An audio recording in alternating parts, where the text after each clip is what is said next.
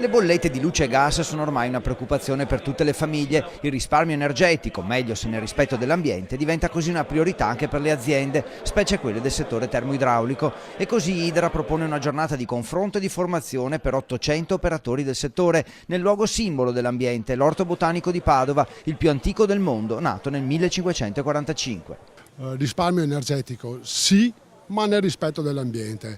E cosa c'è di più bello e suggestivo di vedere l'orto botanico e questi giardini e la serra? Il futuro prevede una tecnologia avanzata, la conoscenza delle normative e la formazione degli operatori del settore perché siano al passo con i tempi e con i prodotti innovativi.